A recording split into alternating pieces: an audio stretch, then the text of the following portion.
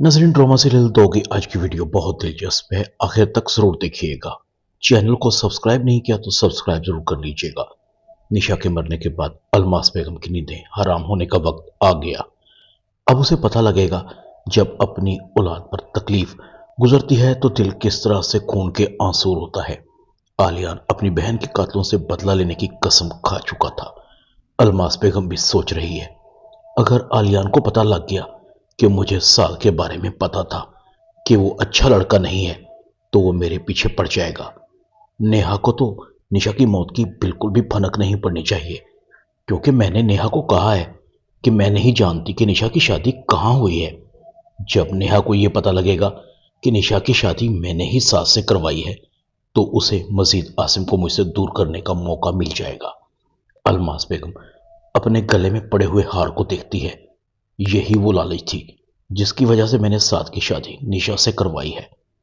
मेरी तो सारी साख दो पर लग गई। सोच अलमास सोच, इस मुश्किल वक्त से कैसे निकलना है। बेटा और बहू हाथ से निकल जाएंगे। सुंबल तो पहले ही मुझ पर शक करने लगी है। बड़ी मुश्किल से पाला है मैंने अपने बच्चों को। अब मैं उनके सामने शर्मिंदा नहीं होना चाहती। इधर आलियान भी साद और आबदा बेगम को ढूंढता है। उसे दोनों नहीं मिलते। आलियान कहता है, कब तक मुझसे बचेंगे। मैं अपनी बहन के कातलों को इतनी आसानी से नहीं छोड़ूंगा। आलियान एक बार फिर निशा के मैसेज को सुनता है जिसमें निशा रो रो कर कह रही थी कि अलमास आंटी ने भी हमें धोखा दिया है।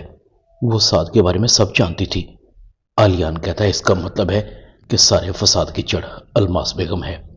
उसने ही हमें साद की मां से मिलवाया था और हमें इस रिश्ते के लिए कायल किया था।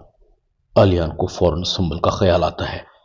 इसका मतलब है वो लड़की अलमास बेगम की बेटी है। अब मेरे इंतकाम की आग उस वक्त बुझेगी जब अलमास बेगम अपनी बेटी की मौत को अपनी आंखों से देखेगी। आलियान बहुत गुस्से में था। रिदा आलियान को देखती है। बहुत जालिम लोग थे। निशा अब हम में नहीं रही। अब क्या करोगे आलियान? आलियान कहता है, मैं निशा के कातलों से बदला लूंगा। निशा मुझे अपनी जान से ज्यादा अजीज थी। उसका चेहरा बार बार मेरे सामने आ रहा है।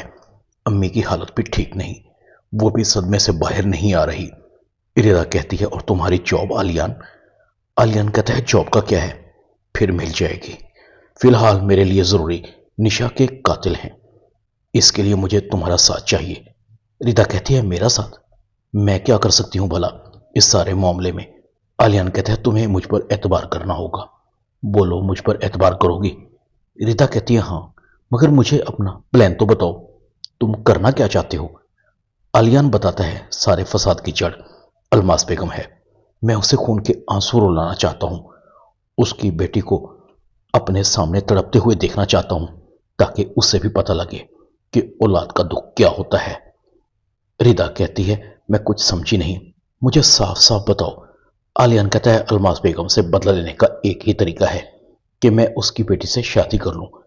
रिदा कहती है, मेरा क्या बनेगा? तुमने ये सोच भी कैसे लिया? मैं तुमसे मोहब्बत करती हूं आलियान। बहुत जल्द हमारी शादी होने वाली है। आलियान रिदा के हाथ को पकड़ता है।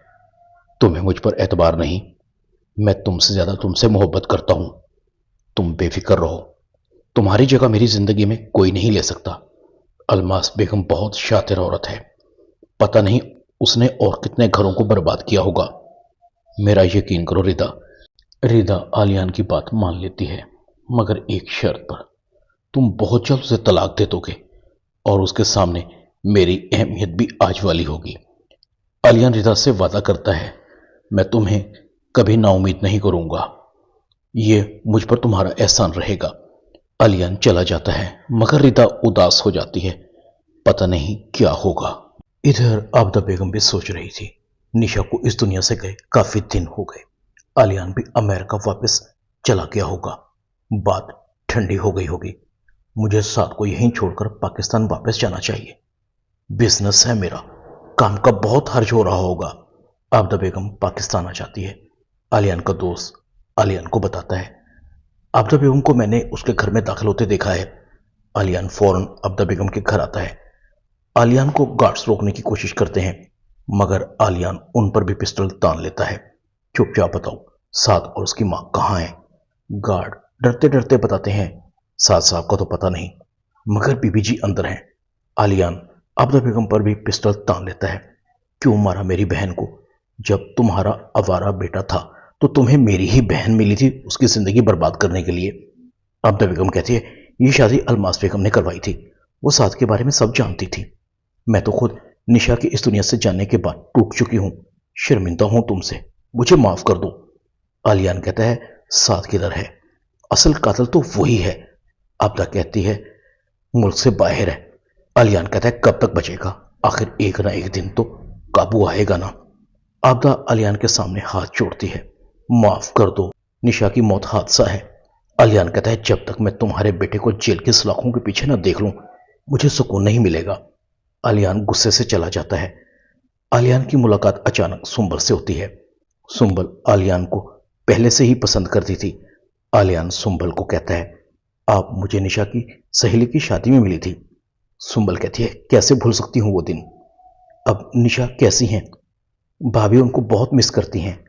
उनका फोन नंबर भी भाभी से गुम हो चुका है। भाभी एक दो बार आपके घर भी गई थी मगर वहां ताला लगा हुआ था। आलियान कहता है, निशा अब इस दुनिया में नहीं रही। सुंबल निशा की मौत का सुनकर बहुत अफसरदा होती है। आलियान सुंबल को अपना कार्ड देता है। आप बहुत अच्छी हैं और आपका अखलाक भी बहुत अच्छा है। अगर मेरा आपसे बात करने को जी चाहे तो क्या मैं आपसे फोन पर बात कर सकता हूं? सुंबल कहती है, जी। आलियान सुंबल से उसका फोन नंबर भी ले लेता है। आलियान चला जाता है। सुंबल कहती है, बड़ी कशिश है आलियान में, जब भी इसे देखती हूं इसकी तरफ खींची चली जाती हूं। कहीं मुझे इससे मोहब्बत तो नहीं? जब पहली बार इसे देखा था तो कई दिन तक भुला नहीं सकी थी। आलियान भी दिल ही दिल में कह रहा था, तुम्हारी मौत ही मेरे बेचैन दिल को सुकून देगी। रात गुजर रही थी, सुंबल को नींद नहीं आ रही थी। आलियान को आज बहुत दिनों बाद देखा है। आखिर क्या है इसकी पर्सनालिटी में ऐसा?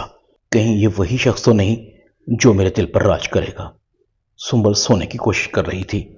उसे एकदम ऐसे लगा कि जैसे उसके पास आलियान आ गया हो। सुंबल इधर उधर देखती है, हल्का सा मुस्कुराती है और बड़े प्यार से बड़बड़ाती है, काश मैं और तुम एक हो जाएं। इतने में सुंबल के नंबर पर मैसेज आता है, जाग रही हो? मैंने आपको डिस्टर्ब तो नहीं किया? सुंबल का दिल तेजी से धड़क रहा था। लगता है किसी ने उसके दिल पर दस्तक दी है। सुंबल कहती है, नींद नहीं आ रही, जाग रही हूं। आलियान कहता है, लगता है आप देर तक जागती रहती हैं। सुंबल कहती है, नहीं ऐसा नहीं, बस आज नींद नहीं आ रही। आलियान कहता है, लगता है आप किसी को याद कर रही हैं।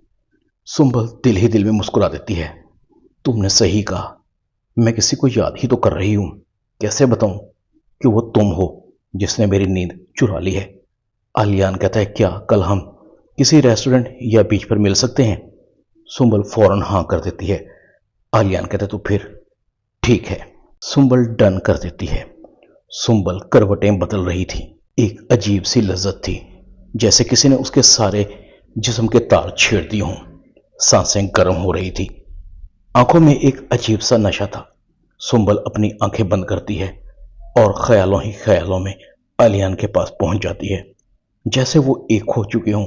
सुबह जब सुंबल की आंख खुलती है तो उसे अपना जिस्म हल्का सा महसूस हो रहा था।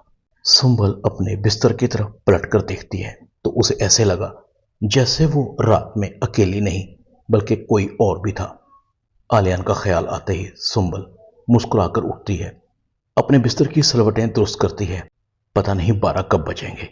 इधर आलियान भी घड़ी को देखता है, उसकी आंखों में नफरत थी। सुंबल को कहता है, जितना सुकून से जीना था जी लिया, आज के बाद तुम्हारे चेहरे पर हर रोज 12 बजेंगे।